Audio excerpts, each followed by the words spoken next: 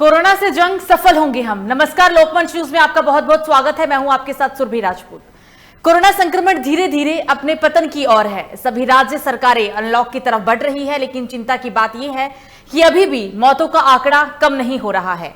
दूसरी तरफ नई नई बीमारियां भी दस्तक देने लगी है। संक्रमण की रफ्तार तो धीमी है, लेकिन जो मौत का आंकड़ा है वो लगभग बना हुआ है। और ऐसे में एक और महामारी यानी कि ब्लैक फंगस ने पूरे देश की चिंता बढ़ा दी है, राज्य सरकार की चिंता बढ़ा दी है, केंद्र सरकार की चिंता बढ़ गई है। लोगों की भी चिंता जाहिर सी बात इसलिए बढ़ी है क्योंकि जिस तरीके से कोरोना महामारी के दौरान मौत का तांडव पूरे देश में देखा गया था, लाखों लोग संक्रमित हुए, लाखों लोगों ने अपनी जान गंवाई। इसे देखते हुए अब लोगों की चिंता यह है कि एक और नई महामारी से भरा देश कैसे निपटेगा।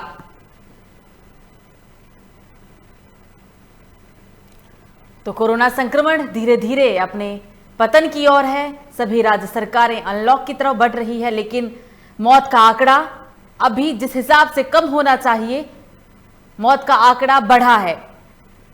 दूसरी तरफ नई नई बीमारियों ने भी लोगों की चिंता बढ़ा दी है, सरकार की चिंता बढ़ा दी है। हालांकि महामारी को देखते हुए कुछ राज्यों ने फिर से लॉकडाउन की अवधि को बढ़ाया है, जिसमें दिल्ली, नोएडा, हरियाणा शामिल है। 7 जून तक के लिए लॉकडाउन को, कोरोना कर्फ्यू को जारी किया गया है।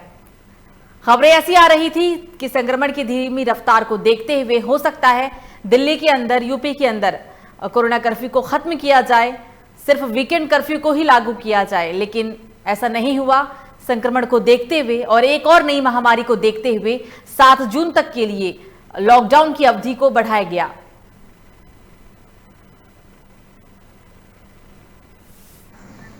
और इसी पर चर्चा करने के लिए हमारे साथ यूपी के अलग अलग जिलों से संवाददाता लाइव जुड़ गए हैं। हमारे साथ अशरफ अंसारी लखीमपुर खीरी से जुड़ गए हैं, हरिशंकर नोएडा से और भानु सिंह चंदेल उन्नाव से। सबसे पहले हरिशंकर, आपके पास आते हैं। संक्रमण की धीमी रफ्तार, काफी उम्मीद थी कि हो सकता है 1 जून के बाद कोरोना कर्फ्यू हट जाए, वीकेंड कर्फ्यू लागू रहे, लेकिन ऐसा नहीं हुआ। 7 जून तक के लिए कोरोना कर्फ्यू को फिर से बढ़ाया गया। हरिशंकर जी।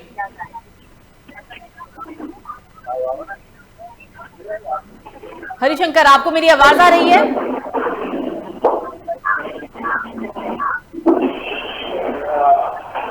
तो किसी तकनीकी समस्या के कारण तक हमारी आवाज नहीं पहुंच पा रही है। भानु, आप मुझे सुन पा रहे हैं? जी सुन पा रहा हूं मैं।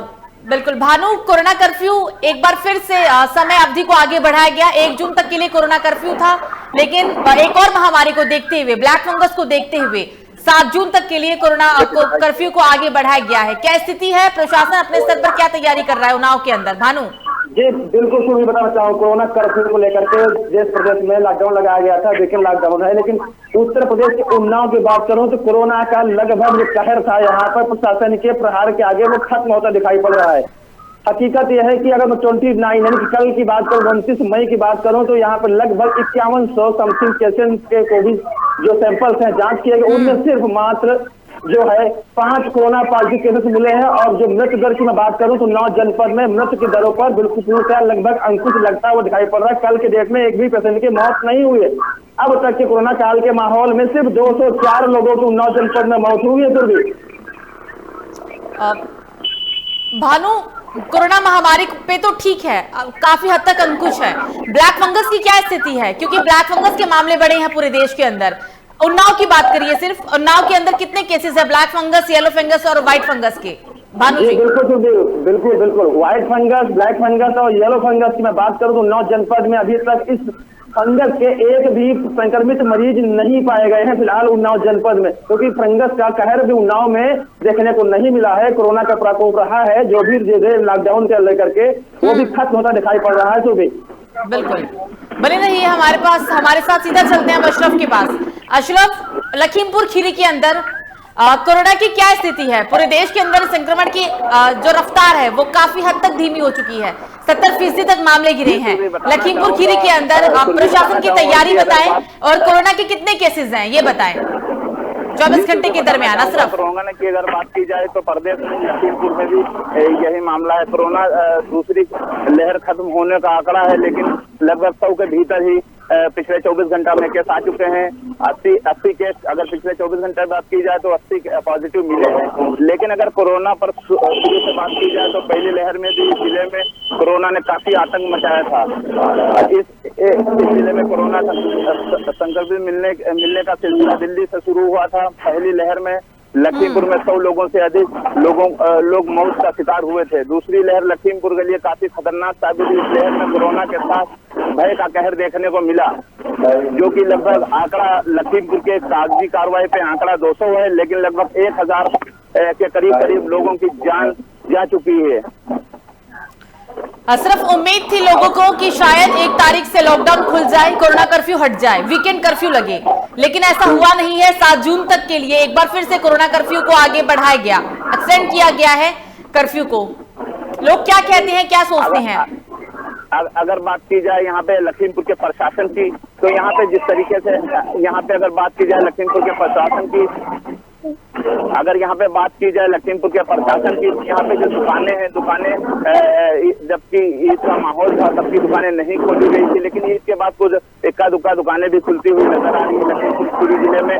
लेकिन प्रशासन जो है यहाँ पे सतर्क नहीं मौजूद दिखाई दे रहा है। बिल्कुल, अशरफ बने रहिए। सीधा चलते हैं अब हरिशंकर के पास। हरिशंकर जी, आवाज आ रही है? हरिशंकर, क्या आप मुझे सुन पा रहे हैं?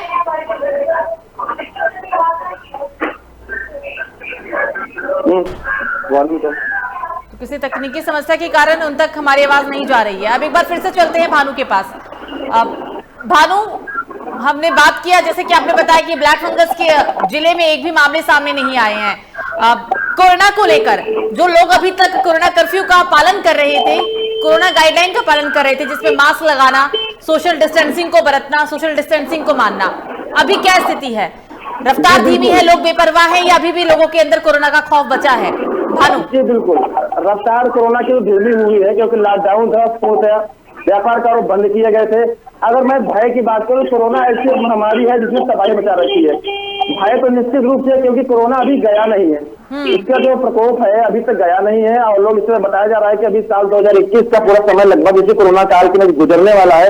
इसको लेकर लोग सतर्क हैं, सावधानी बरत रहे हैं, मास्क लगा रहे हैं। लेकिन लोग कुछ ऐसे देखते हैं जो प्रशासन से अपने कार्रवाई से बचने के लिए चालान न हो जाए, उनका पूरे डंडे न खाने पड़े उनको, इसलिए मास्क लगा लेते हैं और सामाजिक का पालन करते हैं। लेकिन लॉकडाउन की बात से भी जानकारी नहीं मिल रही है कि हो सकता है कि कल 31 मई तक की लॉकडाउन लगाया गया था, हो सकता है 31 मई के बाद उन्नाव जनपद को लॉकडाउन से कुछ राहत देने के काम सरकार कर सकती है। मतलब 7 जून तक के लिए लॉकडाउन तो है, लेकिन पूरी उम्मीद है कि पूरी तरीके से जो प्रतिबंध है वो ना रहे, छूट लोगों को दी जाए बहुत सारी चीजों में, ऐसी उम्मीद पूरी लगाई जा रही है। बिल्कुल, भानु बनी रहिए। सीधा चलते हरिशंकर के पास, एक बार फिर से उनसे संपर्क साधने की कोशिश करेंगे। हरिशंकर, आवाज आ रही है आपको मेरी? जी हरिशंकर जी, 7 जून तक के लिए कोरोना कर्फ्यू को बढ़ाया गया, निर्णय की क्या स्थिति? लोगों को उम्मीद थी काफी हद तक कि 1 तारीख के बाद शायद कोरोना कर्फ्यू हट जाए, वीकेंड कर्फ्यू लग जाए, लेकिन हुआ ऐसा नहीं। 7 जून तक के लिए जिले, पूरे राज्य के अंदर कोरोना कर्फ्यू को बढ़ाया गया है, एक्सटेंड किया गया है। क्या सोचते हैं लोग और प्रशासन जिला स्तर पर क्या तैयारी कर रहा है? जी श्रुति जी, आपको मैं बता दूं, गौतम बुद्ध नगर में अभी जो 7 जून तक कर्फ्यू लगाया गया है, इसमें निर्देश जारी किए गए हैं। आपको बता दें कि यूपी सरकार द्वारा कुछ दुकानें कर्मचारियों के लिए कंपनियां और फैक्ट्री खोलने के लिए हिदायत दी गई है, जिसमें कि ये कर्फ्यू जारी रहेगा, धारा 144 में लगी रहेगी। बात करें कोरोना की, तो कोरोना 24 घंटे में हमारे गौतम बुद्ध नगर में करीबन 127 नए केस आए हैं, जिसमें से 470 लोग स्वस्थ होकर के वापस घर जा चुके हैं और वहीं 5 लोगों की मृत्यु हुई है कोरोना से। और पिछले 24 घंटे में इसी तरीके से प्रदेश में जो कोविड एक्टिव केस है, वो आपको मैं बता दूं 3 लाख के आसपास, मतलब कोविड के टेस्ट किए जा चुके हैं और एक्टिव केस 4000 के आसपास है। तकरीबन प्रदेश में 287 लोगों का जो संक्रमण हो चुके थे, जो संक्रमित ठीक होकर वापस घर जा चुके हैं। ब्लैक फंगस की क्या स्थिति है नोएडा के अंदर? क्या ब्लैक फंगस के मामले आए हैं अभी तक? आपकी जानकारी में कितने मामले कुल हैं अभी तक, ब्लैक फंगस, व्हाइट फंगस और येलो फंगस के? हरिशंकर, कि ब्लैक फंगस की बात करें तो ब्लैक फंगस तकरीबन 60 से 70 के आसपास केस थे जो गौतम बुद्ध नगर में देखे गए थे, और जिसमें से कुछ लोगों को उपचार के दौरान वापस घर भेज दिया गया था। उसमें से अभी तक किसी भी ब्लैक फंगस से किसी भी व्यक्ति की मौत नहीं हुई है। कोरोना के केस भी अब जिले में कम किए जा रहे हैं। वैक्सीनेशन भी काफी अच्छी तक चल रही है। पूरे जिले में प्रशासन ने वैक्सीनेशन के लिए ड्राइव थ्रू का एक बहुत अच्छा संचालन किया है। काफी प्राइवेट हॉस्पिटल में इसमें काम कर रहे हैं, जिले अस्पताल में काफी स्तर पर लोगों को वैक्सीनेशन की जा रही है। साथ ही आप देखें कोरोना का स्तर जिले के अंदर, गौतम बुद्ध नगर के अंदर काफी हद तक कम होता दिखाई दे रहा है। जी हरिशंकर, कोरोना पीक पर गया, शायद क्या कहा जा सकता है कि प्रशासन की इतनी तैयारियां नहीं थी। अगर एक और महामारी ने जैसे लोगों की चिंता बढ़ाई है, सरकारों की चिंता बढ़ाई है, उस महामारी को देखते हुए स्थिति भयावह ना हो, या जो कोरोना के दूसरे पीक में देखने को मिला ऐसी स्थिति पे हम ना पहुंचे, कितनी तैयारियां की गई है? पिछले साल के मुताबिक जैसे कोरोना ने कहर बरपाने का काम किया था, वो पिछले साल का स्तर कम रहा है। इस साल ज्यादा में लोगों की मृत्यु हुई है, उसको देखकर प्रशासन और केंद्र सरकार ने काफी हद तक अपनी सुविधाएं लोगों तक पहुंचाया। देखिए वैक्सीनेशन के तकरीबन हमारे पूरे राज्य में 4 करोड़ के आसपास, 4 करोड़ के ऊपर लोगों को वैक्सीनेशन की जा चुकी है। वही जिले में आज कम से कम जो स्तर, जो कोविड के स्तर, जो कोरोना के संक्रमण का स्तर जो है कम हो चुका है, वो 2000 से 2000 के बीच में आ चुका है। और स्थिति बहुत ही हो चुकी है आसपास क्षेत्र में। इसको देखते हुए जिले में योगी सरकार ने कोविड संक्रमण एरिया को जितना उन्होंने लागू कर दिया है कि इस क्षेत्र में कोविड अगर ज्यादा एक्टिव केस मिलते हैं तो वो प्रतिबंधित रहेंगे। और जो निर्देश जारी किए हैं उसमें देखें कि लोगों के लिए फैक्ट्रियां और कामकाज की चीजें खोली जा रही हैं, जो कि आदेशित रहेंगे और निर्देशित रूप से चालू किए जाएंगे। और प्रशासन इस पर पूरी तरीके से नजर रखेगी। आगे भी आप देख सकते हैं कि 7 जून तक जो लॉकडाउन कराया गया है, 7 जून तक की जो प्रतिबंधित चीजें लगाई गई है, उससे आप प्रशासन के निर्देशों को देख सकते हैं। लोगों के लिए काफी हद तक पुलिस विभाग भी जगह जगह बैरिकेडिंग करके लोगों को समझा रही है और उनके मार्ग के चालान भी कर रही है। साथ के साथ प्रशासन को इस चीज का डेटा भी दे रही है। डेटा पे अगर हम और चीजें देखें तो काफी कम हुआ है कोरोना संक्रमण की जो रेशियो है वो काफी कम हुआ है। जी बिल्कुल हरिशंकर, बने रहिए। सीधा चलते हैं अशरफ के पास, लखीमपुर खीरी। अशरफ, सुबह की मुखिया का एक के बाद एक दौरा यूपी के अलग अलग जिलों का, क्योंकि दूसरी लहर को देखते हुए जाहिर सी बात है दौरा हुआ है तो तैयारियां भी अच्छी हुई है, और कोरोना से निपटने के लिए, महामारी से निपटने के लिए प्रशासन ने खास तैयारियां भी की है। क्या तैयारियां आपने देखी तीसरी लहर के लिए और महामारी से निपटने के लिए? आदित्यनाथ का जो दौरा हुआ है यहाँ लखीमपुर में, जो योगी आदित्यनाथ का दौरा हुआ है, वहाँ पे बताया गया था जितने भी CSC केंद्र हैं, जितने भी छोटे छोटे जिला चिकित्सालय और जो भी CSC है, वहाँ पर पहुंचकर टीकाकरण किया जाए और ज्यादा से ज्यादा लोगों को टीका के लिए अप्लाई किया जाए। गांव में एक टीम बना के गठित जो टीम की गई है वो गांव में पहुंच रही है, कस्बों में पहुंच रही है, टीम पहुंच रही है, घर घर पहुंच कर टीकाकरण करती हुई नजर आ रही है।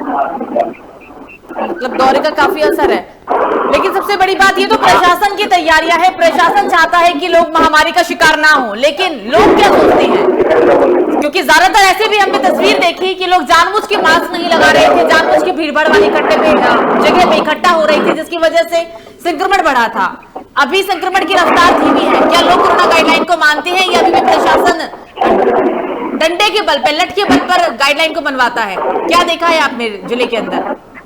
जी बिल्कुल, मामला ये है कि कुछ जो डेली मर्रा के जो मजदूर हैं वो तो अपना गुजारा करने के लिए जो घर से निकलते हैं, उनका अपना जीवन यापन करने के लिए निकलना पड़ता है, उसके सामने भी मजबूरियां हैं। लेकिन सरकार तो अपना काम कर ही रही है, लेकिन जो रोजमर्रा के लोग हैं वो तो निकलेंगे। और दुकानें हालांकि नहीं खोली जा रही हैं, लेकिन जो डेली मजदूर हैं वो तो जाते हैं और दुकानें भी खोलते हैं, लेकिन मास्क भी लगा हुआ देखा जाता है। मजदूर लोग है दूरी भी बनाकर बैठते हैं वहाँ पर जहाँ पर ये लोग जाते हैं पट्टी पर। बिल्कुल, असलम बनी रहिए। सीधा चलते हैं उन्नाव भानु के पास। भानु, अभी तक हमने जो देखा, कई तस्वीर आई थी पूरे देश के अंदर से कि टीकाकरण जो केंद्र है वहां पर पैम्पलेट लगे हुए थे कि ये टीका उपलब्ध नहीं है, समय लगेगा, ये कुछ दिन के बाद आप आए, ऐसा देखने को मिला था। लेकिन अब जिले में क्या है, क्या सभी टीकाकरण केंद्रों पर लोगों का टीकाकरण किया जाता है? जो स्लॉट लोग लेते हैं, जो स्लॉट को बुक करते हैं, उस हिसाब से उनका टीकाकरण होता है या अभी भी कहीं ना कहीं लोगों को इंतजार करना पड़ता है या फिर केंद्रों पे आकर मायूस घर लौटना पड़ता है? जी बिल्कुल, जिस तरह से टीका वगैरह समस्याएं देश के कोने कोने से आ रहे थे, उन्नाव में समस्या कुछ हद तक ये थी, लेकिन अभी 18+45 वालों को टीकाकरण के लेकर समस्या खड़ी हो रही है। इसमें काफी लोगों को टीकाकरण हुआ भी और वैक्सीन न होने की वजह से लोगों को टीका नहीं मिल पा रहा। लेकिन सरकार ने आदेश दिया कि 1 जून के बाद में 18+45 के बीच मेंबर जो है, जो नागरिक हैं, वो चाहे वो सिविलियंस हो या पैरामेडिकल के हो या पुलिसकर्मी या मीडिया कर्मी हो, इन सबको वैक्सीनेशन बराबर किया जाएगा। हाँ, ये जरूर है कि जिस समय टीकाकरण किया जा रहा था, 60 लोग जाते थे, जागरूक लोग थे टीकाकरण, टीका लगवाने के लिए, तो वो जाते थे और कुछ गांवों में पीएससी की टीमें आती थी टीका वैक्सीन लगाने के लिए, लेकिन वो इतना जागरूक नहीं थे, वो टीका लगाए दूर भागते हुए कहते थे टीका लगवाएंगे तो मर जाएंगे।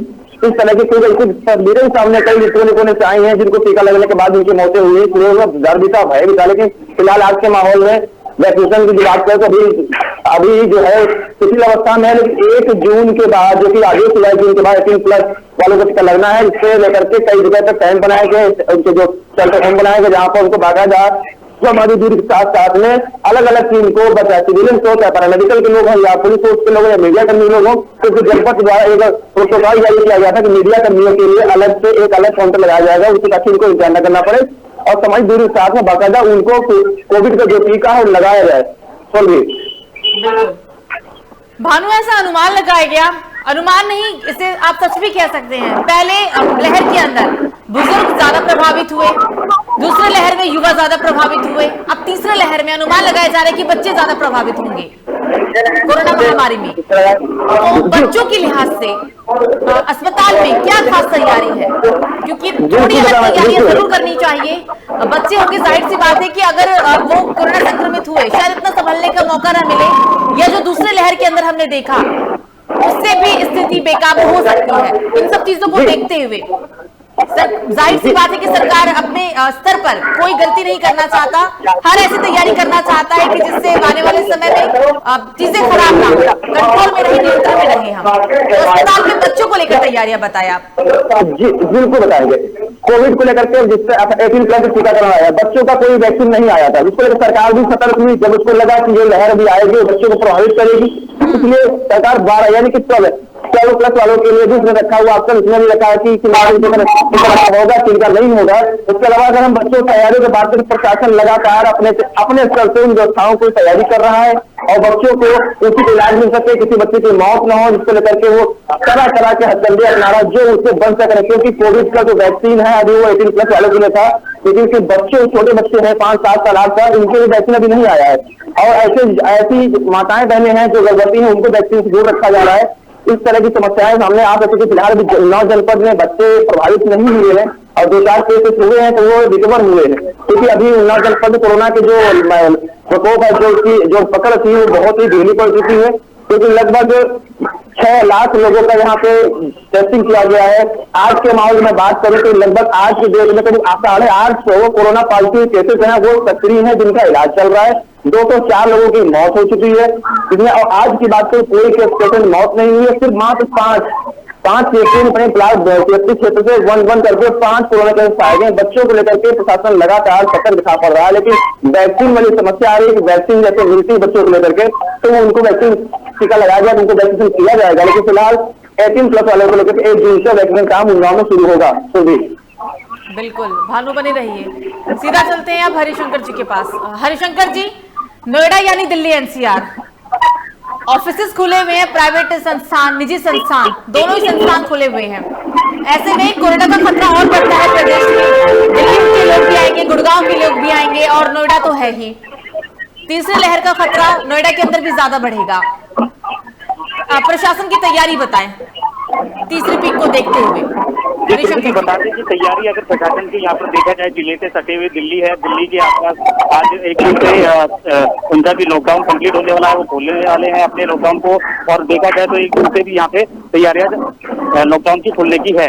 सर, प्रशासन ने अपनी तैयारियां यहाँ पे जिले के लिए लोगों के लिए वैक्सीनेशन ड्राइव थ्रू का एक संचालन किया है, जो कि कल ग्रेटर नोएडा के बड़े अस्पताल से शुरू हुआ है और भी प्राइवेट अस्पतालों के लिए ये जारी करने के लिए किया जा चुका है, जिसके लिए आदेश डीएम द्वारा जारी किए जा चुके हैं। देखे तो तकरीबन 16 लाख नौजवान है जिसमें कि सबको वैक्सीनेशन होनी है और करीबन जिले के अंदर 70-80 लाख लोगों को वैक्सीनेशन की जानी है, जिसमें तकरीबन आज तक जो लोगों को वैक्सीनेशन की गई है 6 लाख लोगों की गई है और सभी की वैक्सीनेशन के लिए उनको काउंटर भी दिए गए, जैसे वो चाहे अगर जिस अस्पताल में वो वैक्सीनेशन कराना चाहते हैं पहले काउंटर में करा सकते हैं और ऑनलाइन पोर्टल द्वारा करके करा सकते हैं। सबसे बड़ी बात यह है कि प्रशासन ने अपने जिले स्तर पे प्राइवेट हॉस्पिटल, कुछ स्टेडियम, कुछ पीएचसी और आपके क्लिनिक जो छोटे छोटे और भी बड़े स्तर के जो उनके संपर्क में है उनसे वैक्सीनेशन कराने के लिए उन्होंने सीधा उन्हें जानकारी और आदेश पारित कर दिया है। और आंकड़े के साथ अगर हम चले तो आंकड़ा उन्होंने बहुत अच्छे तरीके से पार कर लिया है। आपको बताएं, आज पूरे दिन भर में अभी तक करीबन आसपास 3 से 3.5 हजार के आसपास की जा रही है। जो सर्टिफिकेट में रहते हैं वो ज्यादातर इस समय वैक्सीनेशन कराने के लिए जाते हैं। आज कई जिला अस्पताल में सुबह से लाइन लग जाती है और उसको मेंटेन भी की जाती है, लोग मेंटेन कर रहे हैं और करीबन अब जो गौतम बुद्ध नगर की स्थिति है बहुत अच्छी होती जा रही है। इसी में मैं आपको बताऊं कि कल से 24 घंटे में जो कोरोना संक्रमण लोगों की जो संख्या थी वो घटकर 471 हो गई है और उसी में 127 नए केस मिले थे, जिसमें सिर्फ 5 लोगों की मृत्यु हुई थी।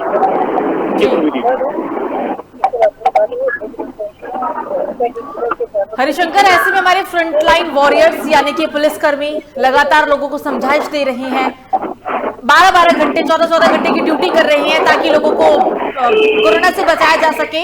और बेवजह जो लोग घूमते हैं, क्योंकि ऐसे ढीठ लोग भी हैं जो बेवजह घूमते भी हैं, लोगों की और परेशानी बढ़ाते हैं और प्रशासन की और परेशानी को बढ़ाते हैं, उनका और काम बढ़ाते हैं, ऐसे ढीठ लोगों के चालान भी खूब काटे गए।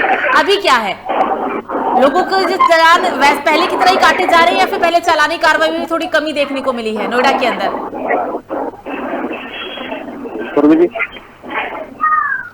हरिशंकर, आपको मेरी आवाज आ रही है?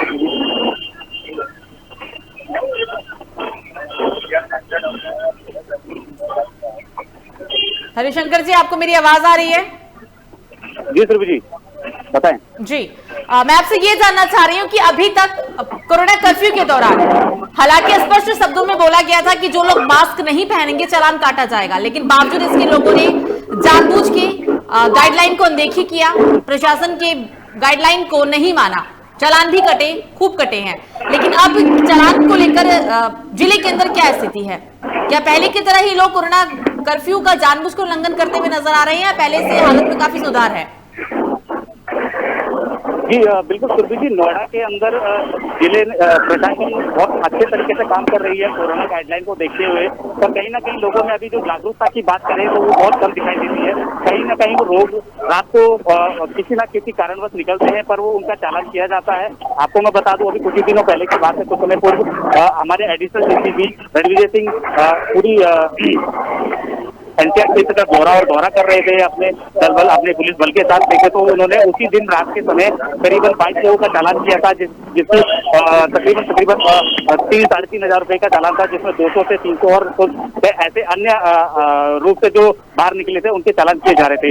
प्रशासन पूरी तरीके से मुस्तैद है, कोरोना के प्रति लोगों को जागरूक भी कर रही है और वही चालान भी कर रही है। चालान की बात करें तो जिले में तकरीबन जो चालान की स्थिति है वो काफी स्तर तक कम की नजर आ रही है और चालान किए भी जा रहे हैं। जो लोग नहीं मान रहे हैं, जो मास्क नहीं पहन रहे हैं, उनके चालान किए जा रहे हैं। अब कोरोना की गाइडलाइन को देखते हुए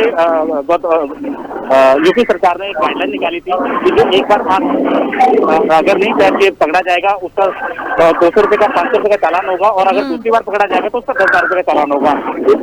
इसको देखते हुए कुछ लोगों ने सरकार के आदेशों को माना था, पर कहीं ना कहीं लोगों ने इसको चूक और गलती मानते हुए आगे अपने किसी न किसी कारणवश बाहर निकले। पुलिस प्रशासन अपने तरीके से पूरा काम कर रही है, जिले में प्रशासन भी अपने तरीके से पूरा काम कर रही है, कोरोना की गाइडलाइन को पूरा प्रोटोकॉल करा रही है, सैनिटाइज करा रही है, वैक्सीनेशन भी करा रही है, लोगों को जागरूक भी कर रही है। कुछ लोग हैं जो नहीं मान रहे हैं, जिसको इस चीज की ज्यादा जानकारी नहीं है, वो फिर भी बाहर में निकल रहे हैं और वो कहीं ना कहीं संक्रमण को बढ़ावा दे रहे हैं। पूरी जानकारी प्राप्त होती है लोगों प्रशासन को बताते हैं कि बिल्कुल बिल्कुल जानकारी प्राप्त होती है प्रशासन, तो प्रशासन डेटा देता है कि लोगों को चालान डेली कर रहे हैं, वो 20 से 22 एक थाने से डेली चालान निकल के आ रहे हैं। जी सुरभि जी, शुक्र बनी रही है। अब सीधा चलते हैं उन्नाव भानु के पास। भानु, कोरोना काल में लोग ऐसे भी थे जिन्होंने आपदा में भी अवसर ढूंढा, चाहे वो निजी अस्पताल हो, झोला छाप डॉक्टर हो, कई ऐसे लोग मिले जो आपदा में भी अवसर को तलाशने में नहीं आए। खामियाजा देश की जनता नहीं भुगता है। हम निजी अस्पतालों की बात करेंगे। यहाँ पर निजी अस्पतालों ने जमकर लोगों से वसूली की है। जो कोरोना से संक्रमित मरीज थे उनके तीमारदारों, उनके परिजनों से जमकर वसूली की गई है। अभी क्या कोई हाल फिलहाल में ऐसा मामला देखने को मिला है उन्नाव जिले के अंदर? जी बिल्कुल सुनीता, आपदा में होता है कि आपदा में अवसर तलाशने में व्यापारी कारोबारी हो, चाहे वो कोई मेडिकल हॉस्पिटल के लोग हों, चाहे वो कारोबारी या अन्य व्यापारिक लोग हों। उन्नाव जनपद में भी कोरोना को लेकर के इतना आपदा में अवसर व्यापारियों दोनों का खास संबंध लगा, लेकिन अब साल प्रशासन नहीं जुड़ा था। लेकिन जैसे दूसरी बार ये कोरोना लहर जब इतना आई है चरम सीमा पर, उस समय ऑक्सीजन की कमी सबसे ज्यादा आई थी। ऑक्सीजन कमी आने की वजह से प्लांटों में ऑक्सीजन नहीं बची, चाहे फिर वो सप्लाई डिस्ट्रिक्ट हॉस्पिटल की जा रही है या प्राइवेट हॉस्पिटल की जा रही है। प्राइवेट हॉस्पिटल यहाँ तक सप्लाई बंद कर दी गई थी। तब लोग अपने जुगाड़ से, वही भ्रष्टाचारी जुगाड़ से लोग सिलेंडर अरेंज करते थे, कहीं इसके बाद में प्राइवेट अस्पताल में रखते थे। तो रखने के बाद वहां पर 4,000, 5,000, 3,500, 4,500, 5,500 रुपए प्रति घंटे एक व्यक्ति को ऑक्सीजन देने के नाम पर वसूलते थे। लेकिन पेशेंट की मजबूरी थी, क्योंकि 10 हॉस्पिटल अगर प्राइवेट है तो उसमें से एक में सिर्फ ऑक्सीजन मिल रहा है। डिस्ट्रिक्ट हॉस्पिटल है या गवर्नमेंट हॉस्पिटल है, उनमें व्यवस्थाएं नहीं मिल पा रही है। जो हो भी पा रही है तो वहां पर एक सिलेंडर में 4-5 पेशेंट को ऑक्सीजन ने काम किया है। तो आपदा में अवसर तलाशने का काम अस्पताल के लोगों ने किया है। प्रशासन ने कुछ अस्पतालों पर कार्रवाई भी की थी। अब ऑक्सीजन उन्नाव जन और हम आपदा के अवसर में बात करें ऑक्सीजन लेकर के, तो उन्नाव जनपद में लगभग जनप्रतिनिधि जो है वो गायब मिले। उन्नाव जनपद सदर विधायक है भाजपा के पंकज गुप्ता, उन्होंने कानपुर से वहां से ऑक्सीजन मंगवा करके अपने जरूरतमंद लोगों को बराबर वितरित कर रहे थे। लेकिन वहां पर भी लोग जो सिलेंडर ले रहे थे, कुछ लोग ऐसे थे, उनके भी गलती थे, उनके कार्यकर्ता थे, तो सिलेंडर किसी न किसी नाम से लेकर के अस्पतालों भेज रहे थे। चेकिंग में चलते मोटी रकम का हमारा 30,000, 35,000, 40,000 का एक सिलेंडर यहाँ पर गैस का दिया जाता है। लेकिन 580 रुपए से 700 से 800 तक कीमत का मिलता है, उसकी कीमत 3,000, 3,500, 2,500 वो भी मिलना मुश्किल हो गया। कल घटिया कंपनियों पर 80 मीटर में महंगे भी थे। लेकिन आपदा में अवसर मेडिकल लोगों चलाता है। झोला छाप की मैं बात करूँ तो जिस तरह कोरोना काल आया, 27 सालों को ओपीडी बंद कर दी गई, सारे कारोबार बंद कर दिए गए, डॉक्टरों को दुकानें खोलने का मौका नहीं था, मेडिकल तो खुलते थे, वो भी कम खुलते थे। झोला छाप डॉक्टरों ने गाँव क्षेत्र में, ग्रामीण क्षेत्र में झोला छाप डॉक्टरों ने इस बार जिनके ऊपर ठप्पा लगा होता है झोला छाप, वो है झोला छाप, जिनका डिग्री नहीं, उन लोगों ने काफी मरीजों को बचाने का काम किया झोला छाप डॉक्टर, क्योंकि उस समय 27 सालों की ओपीडी बंद थी, जाना मुश्किल था। और सबसे बड़ी बात, अगर ओपीडी चालू भी होती है तो जब लॉकडाउन लगाया गया तो लोग घर से बाहर निकल नहीं सकते थे, पुलिस उन पर कार्रवाई करेगी, डंडा चलाएगी, चालान करेगी। तो लोगों उस समय उन झोला छाप डॉक्टरों ने उन मरीजों जो जरूरतमंद मरीज थे, जिनको आवश्यकता थी दवा की, मेडिसिन की, उनको उन लोगों ने दवा देकर काफी बड़ा काम कराने का इस आपदा के अवसर जो आपदा के माहौल में, कोरोना के माहौल में उन झोला छाप डॉक्टरों को रहा है। जी बिल्कुल। भानु, आप तीनों का ही हमसे बात करने के लिए शुक्रिया। हमारे साथ नोएडा से लाइव थे हरिशंकर, उन्नाव से भानु सिंह चंदेल और लखीमपुर खीरी से अशरफ अंसारी। तीनों से हमने बातचीत की, जानने की कोशिश की कि दूसरी लहर को देखते हुए तीसरी लहर में कितनी तैयारी की गई है। कोरोना काल को देखते हुए कोरोना कर्फ्यू को एक बार फिर से बढ़ाया गया है। कई जिलों में कोरोना कर्फ्यू को, कई राज्यों में कोरोना कर्फ्यू को 7 जून तक के लिए बढ़ा दिया गया है, जिसमें दिल्ली, नोएडा, हरियाणा शामिल है। हालांकि कोरोना संक्रमण धीरे धीरे अपने पतन की ओर है। राज्य सरकारें अनलॉक की तरफ भी बढ़ी है, लेकिन कुछ राज्य अभी भी कोरोना कर्फ्यू को निरंतर बढ़ाए हुए हैं। अभी के लिए मुझे दीजिए इजाजत। लोकमंच न्यूज पर खबरों का सिलसिला जारी रहेगा। नमस्कार।